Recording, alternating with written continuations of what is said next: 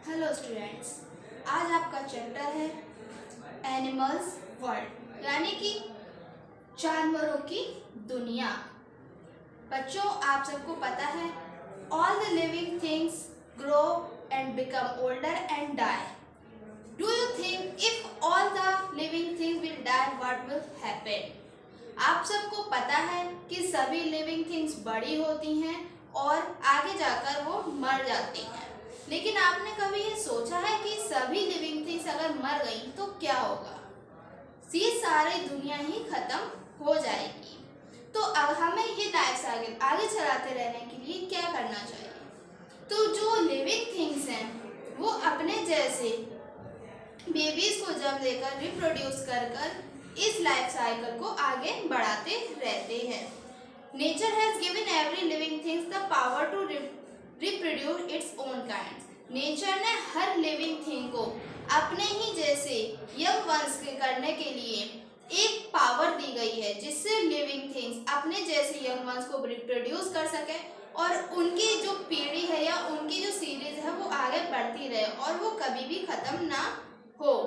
तो animals and there young once, animals और उनके young ones, all animal do not reproduce in the same way.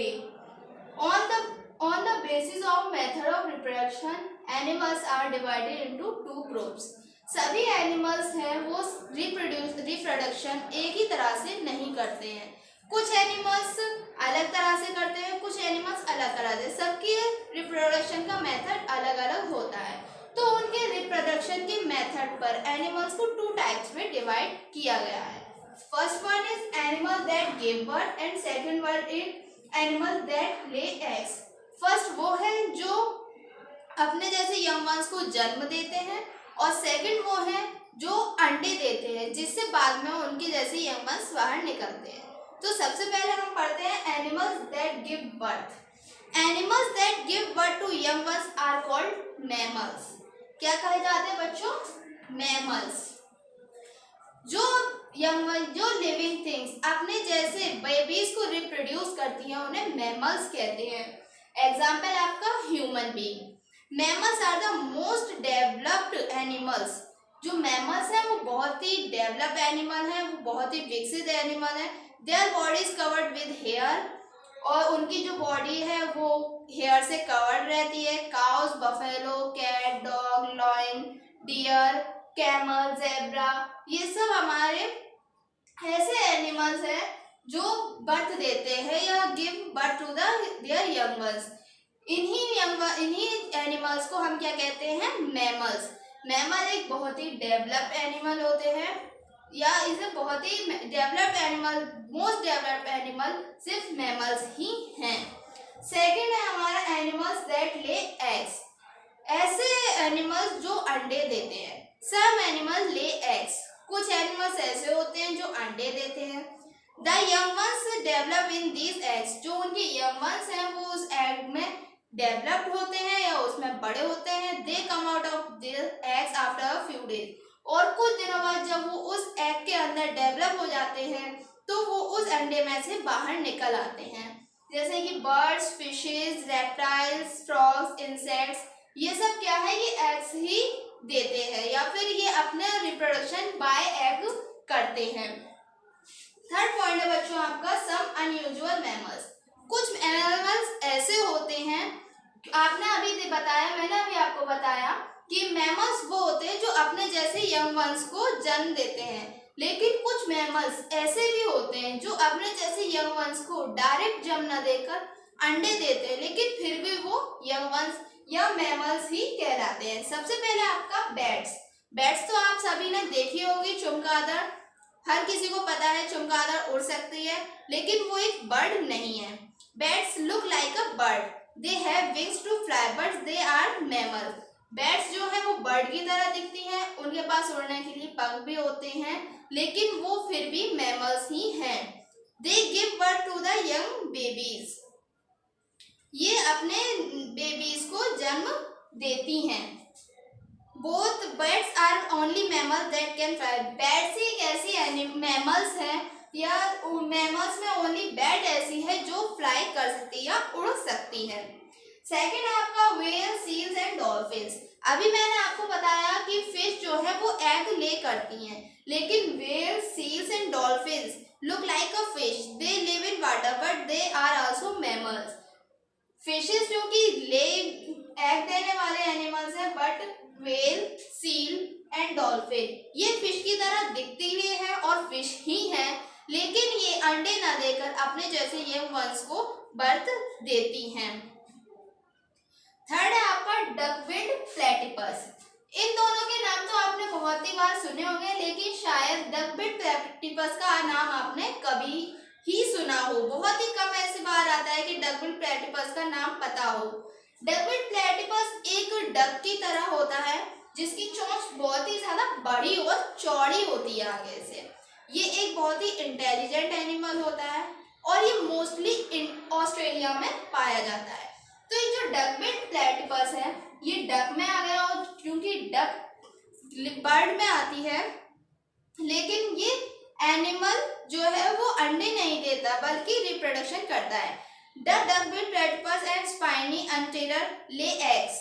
ये अंडे देते हैं, बट दे आर मैमल्स। ये अंडे देने के बाद भी, अभी मैंने आपको बताया था कि जो अपने जैसे यंग वंस को पैदा रिप्रोड्यूस करते हैं वही मैमल्स होते हैं, लेकिन जो डकबिल्ड प्लेटिपस है ये अंडे देने के बाद भी एक मैमल्स ही कही जाती है। नेक्स्ट है आपका बच्चों स्ट्रक्चर ऑफ एग। आपको पता है कि जो बर्ड्स हैं वो सब ले किससे कहाँ से निकलती है, एग से। तो अब आपको बताएंगे कि स्ट्रक्चर ऑफ एग क्या है। Birds lay in an egg is a thin hard covering called egg shed. जो एग है उसमें सबसे पहले एक पतली वाइट कलर की सफेद कलर की लेयर होती है, इसे हम कहते हैं शेल। क्या कहते हैं, शेल। ये एक कवर होता है, आपने कभी भी अंडा देखा होगा उसके ऊपर वाइट कलर की जो पपड़ी सी होती है वही हमारी शेल होती है। Below the egg shell is a white fluid called album. अब इस शेल के नीचे एक वाइट कलर का मटेरियल होता है, वाइट कलर का फ्लड होता है, इसे क्या कहते हैं, एल्बुमेन। एल्बुमेन बच्चों दो तरह का होता है, एक थिक एल्बुमेन और एक थिन एल्बुमेन। थिन एल्बुमेन वो होता है जो लेयर से जस्ट ऊपर होता है, और उसके अंदर थोड़ा चले जाए, या लेयर है, लेयर से ऊपर हमारा थिन एल्बुमेन है और उसके और ऊपर हमारा थिक एल्बुमेन है। In the middle of the albumen it's a yellow round yolk. Albumen के बीचों बीच में आपने देखा होगा येलो कलर की गोल कलर का एक हिस्सा होता है, इसे हम कहते हैं योक या जर्दी। The yolk has a red spot in the centre. और जो योक है उसके बिल्कुल सेंटर में एक रेड कलर का छोटा सा स्पॉट होता है। This spot is called embryo. इसी स्पॉट को एम्ब्रियो कहते हैं। द एम्ब्रियो डेवलप इनटू चिक। और जो एम्ब्रियो है यही डेवलप होने के बाद चिक बन जाता है। ये अभी हम एक बर्ड का एग समझा रहे हैं या बर्ड के एग की स्ट्रक्चर समझा रहे हैं आपको।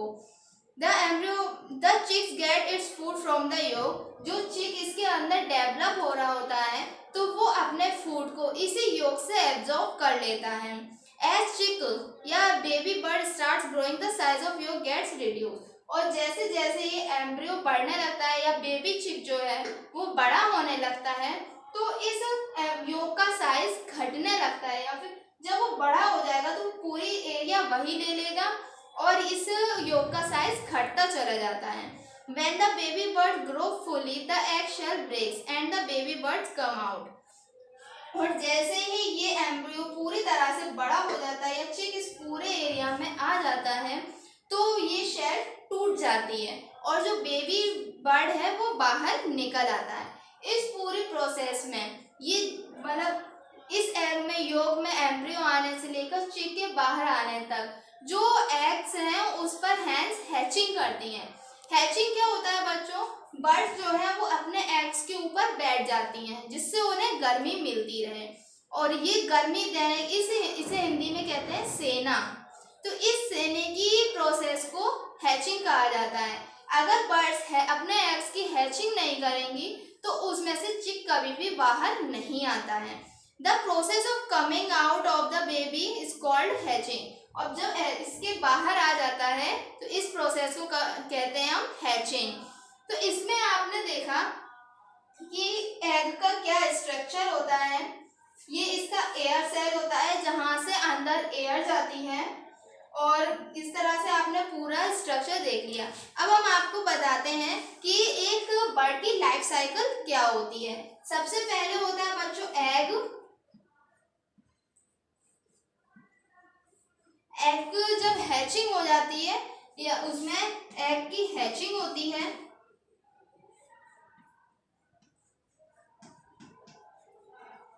फिर उसके बाद उसमें से चिक बाहर आता है। क्या बाहर आता है? पहले एग होगा, फिर उसकी हैचिंग होगी यानी कि अंडे का टूटना, फिर उसमें से बाहर आएगा चिक, और देन वो बड़ा होकर हैन या कॉक हो जाएगा, ठीक है, या चिकन हो जाएगा। इस तरह से आपकी स्ट्रक्चर ऑफ एग और life cycle of hen complete होती है। यही हैन आगे करके फिर से एग देगी और एग की हैचिंग, फिर चिक, फिर हैन, और ये प्रोसेस चलती ही रहती है। इसी तरह से आपकी फ्रॉग की भी लाइफ साइकिल होती है। सबसे पहले होते हैं उसमें एग, क्योंकि ये फ्रॉग्स और बर्ड्स, फिशेज, ये सब ले एग्स है, एग ले करने वाले एनिमल्स हैं, इसलिए सबसे पहले इनके में होगा एग्स, देन होगा इसका टैडपोल,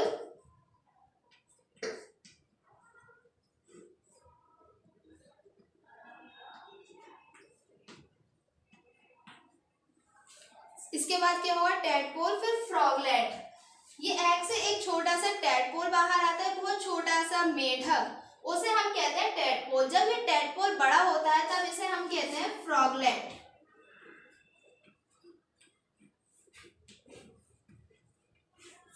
फ्रॉगलेट, और जब ये फ्रॉगलेट डेवलप हो जाता है तब वो हमारा बनता है पूरा का पूरा frog.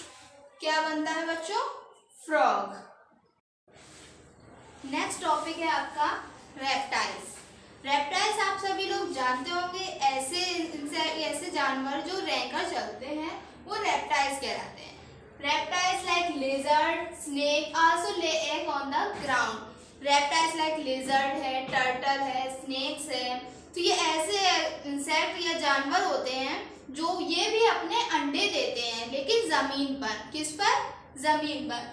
But do not sit on them to make them warm. लेकिन ये उनके ऊपर वार्म करने के लिए नहीं बैठते या फिर उनकी हैचिंग करने के लिए नहीं बैठते।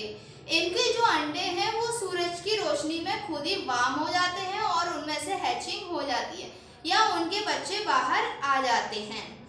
Crocodiles make a nest in the ground and ले एग इन इट। और इसी तरह से एक है क्रोकोडाइल। क्रोकोडाइल अपने एग्स को जमीन पर नहीं देता, बल्कि वो जमीन पर एक घोंसला टाइप बना लेता है और उसके अंदर अपने अंडे देता है। The babies come out of the eggs. जो एग्स है उसमें से बेबीज बाहर आ जाते हैं। Parents carry them to the water and look after them for a few days. जो फिर जब उसमें से अंडे में से क्रोकोडाइल, बेबी क्रोकोडाइल बाहर आ जाते हैं, तो जो मदर क्रोकोडाइल या फादर क्रोकोडाइल है वो अपने बेबीज को लेकर पानी में चले जाते हैं और कुछ दिनों तक उनकी देखरेख करते हैं, बाद में उन्हें छोड़ दिया जाता है। जबकि जो स्नेक है, लिजर्ड है, ये ऐसे इंसेक्ट्स हैं, रेप्टाइल्स हैं जो कभी भी अपने बच्चों को नहीं देखते। They do not look after their young once. ये अपने अंडे दे देते हैं और वहां से ये छोड़कर उन्हें चले जाते हैं। ये सूरज की गर्मी से खुद ही बाहर आते हैं, अपने आप ही अपना खाना पीना ढूंढते हैं और खुद ही इस वर्ल्ड में सर्वाइव करना सीखते हैं। जबकि कुछ इंसेक्ट ऐसे होते हैं या रेप्टाइल्स कुछ ऐसे होते हैं जो अपने बेबीज के कुछ टाइम तक केयर करते हैं, जैसे कि क्रोकोडाइल। नेक्स्ट है आपका insects. Insects lay eggs to reproduce. All insect, जो सारे इंसेक्ट्स हैं वो भी रिप्रोडक्शन के लिए एंड एग का ही मीडियम यूज करते हैं या फिर अंडों के माध्यम से ही वो अपना रिप्रोडक्शन करते हैं। Insect like cockroach and grasshopper have a stage in their life egg, nif and adult. जो इंसेक्ट है लाइक कॉकरोच है, ग्रासहॉपर है, इनकी ओनली 3 स्टेज होती हैं, जिसमें होता है एग, निम्फ एंड एडल्ट। इसी को हमने थोड़ा डिस्क्राइब कर दिया है कि सबसे पहले एग होते हैं, उसमें उसमें से निम्फ होता है। ये निम्फ थोड़ा सा बड़ा हो जाता है, निम्फल स्टेज कहलाती है। जबकि हमारे क्रोकोडाइल और ग्रासहोपर की होती सिर्फ 3 ही स्टेज है, एग, निम्फ और एडल्ट। लेकिन जब ये प्रोसेस चल रही होती है उसे अच्छे से आपको समझ में आ जाए इसलिए मैंने इस तरह से बनाया है। पहले एग्स कैप्सूल होते हैं यानी कि अंडे, फिर उसमें से निम्फ होता है। ये निम्फ थोड़ा बड़ा हो, जब ये निम्फ बन ही रहे होते हैं इसे कहते हैं हम निम्फल स्टेज। फिर ये होता है मैच्योर निम्फ यानी कि निम्फ बन जाता है पूरी तरह से, और ये निम्फ अपनी ऊपर की जो स्किन है उसको उतार देता है और एक प्रॉपर कॉकरोच के रूप में निकल आता है। लेकिन हमें यहाँ पर ये याद रखना है कि इसकी ओनली 3 स्टेज ही होती हैं। नेक्स्ट है हमारा insect like butterfly and house fly, they have 4 stage, इनकी 4 स्टेज होती हैं। अभी आपने देखा कि इंसेक्ट जैसे कॉकरोच और ग्रासहोपर है उनकी लाइफ स्टेज ओनली 3 होती हैं, जबकि बटरफ्लाई और हाउस फ्लाई वो उनकी लाइफ स्टेज 4 होती हैं।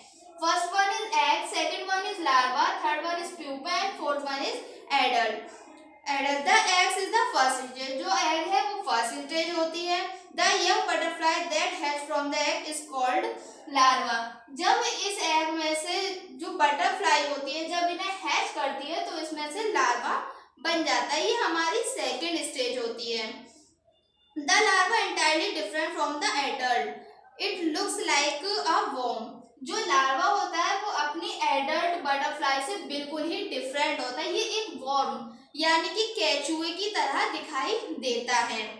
The larva of butterfly is called caterpillar, it is a second stage. जो ये लार्वा है जो ये आपको एक वर्म जैसा दिखाई देता है इसको कैटरपिलर कहते हैं, ये हमारी सेकेंड स्टेज होती है। The caterpillar feed continuously and grow very fast, ये जो लार्वा कंटिन्यूअसली खाता रहता है, हर वक्त बस खाता ही रहता है। ये आपको दिख रहा होगा एक पत्ती पे बैठा है, ये उस पत्ती को पूरा खाता रहता है और बहुत ही जल्दी ग्रो करता है, बहुत जल्दी ये बड़ा होता है। The capital continuous and grow very fast after convey around itself called cocoon. फिर ये अपने आप को एक इसकी लार निकलती है उसमें कन्वर्ट कर लेता है, वो उसमें अपने आप को ढक लेता है, इसको हम कहते हैं cocoon. This is pupa.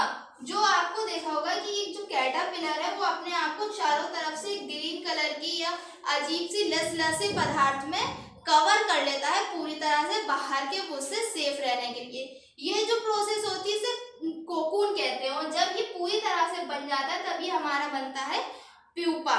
It is the 3 stage, ये हमारी 3rd स्टेज होती है। After a few days the pupa break and comes out a butterfly. फिर जब कुछ दिनों बाद ये जो प्यूपा है वो फूट जाता है, जैसे आपने देखा होगा कि अंडे में से बच्चे निकलते हैं तो वो क्रैक होता है थोड़ा, फिर उसमें से निकलते हैं, इसी तरह से प्यूपा भी क्रैक होता है और उसके अंदर से एक एडल्ट बटरफ्लाई निकल आती है। Care of the young once. अब नेक्स्ट टॉपिक है आपका care of the young once. अभी मैंने आपको बताया कि कुछ रेप्टाइल्स या कुछ इंसेक्ट्स ऐसे होते हैं जो अपने यंग वंस को वैसे ही छोड़ देते हैं और अपने ऊपर डिपेंड नहीं रखते। उसी तरह से कुछ ऐसे होते हैं जो उनके कुछ दिनों तक देखभाल करते हैं। Most of the animal take care of their young ones. ज्यादातर एनिमल्स जो हैं वो अपने यंग वंस की केयर करते हैं। They look after their young ones till they are fully grown. वो अपने यंग वंस को तब तक केयर करते हैं जब तक वो पूरी तरह से बड़े ना हो जाएं। However, parental care is highly developed among the birds. लेकिन जो बर्ड्स हैं उनमें पेरेंटल केयर सबसे ज्यादा डेवलप्ड होती है, यानी कि जो बर्ड्स हैं वो अपने बेबीज की सबसे ज्यादा केयर करती हैं। Both male and female birds sit on the eggs to make them warm. जो मेल बर्ड और फीमेल बर्ड है वो अपने अंडों को गर्म करने के लिए उनको हैचिंग करती है। When the baby bird hatch, और जब बेबी बर्ड है वो बाहर निकल आता है, द पेरेंट्स फीड देम। फिर पेरेंट्स उनके लिए खाना लेकर आते हैं, जगह जगह उड़ के जाते हैं और वहां से खाना ढूंढ कर लाते हैं और अपने बेबी बर्ड्स को वो फीड करते हैं, यानी कि उनको पेट भरते हैं। फिर they also teach the baby birds how to fly escape from their enemies. फिर वो अपने बेबी जब वो थोड़े बड़े हो जाते हैं, उनके पंख निकल आते हैं, तो वो अपने बेबीज को उड़ना भी सिखाती हैं और उन्हें ये भी सिखाती हैं कि हमें एनिमीज से कैसे बचना है। तो जो ये पेरेंटल केयर है वो सबसे ज्यादा डेवलप्ड होती है बर्ड्स में। Just like our parents, mammals are to take good care of their young ones. हमारे पेरेंट्स की तरह मैमल्स भी ऐसे हैं जो अपने यंग वंस की बहुत ही ज़्यादा केयर करते हैं। इस तरह से आपका ये चैप्टर कंप्लीट हो जाता है। इसमें हमने आज पढ़ा कि एनिमल्स में रिप्रोडक्शन कितने तरह का होता है, animals that give birth and animal that they lay eggs, जो एनिमल्स डायरेक्टली बर्थ देते हैं, डायरेक्टली जन्म देते हैं, और एनिमल्स जो अंडे देते हैं। उसके बाद हमने पढ़ा कि जो एग है उसकी स्ट्रक्चर क्या होती है, या बर्ड और फ्रॉग की लाइफ साइकिल क्या होती है। फिर उसके बाद हमने पढ़ा रेप्टाइल्स और इंसेक्ट्स, ये कितनी स्टेज में एक एडल्ट बर्ड या एक एडल्ट इंसेक्ट के रूप में बाहर आते हैं। तो आई होप आप लोगों को ये चैप्टर अच्छे से समझ आ गया होगा, और अब मैं सोचती हूँ कि आप इसे अच्छे से समझ लें, पढ़ लें, और अगर आपको कोई प्रॉब्लम हो तो आप कमेंट्स में ज़रूर लिखें। Thank you.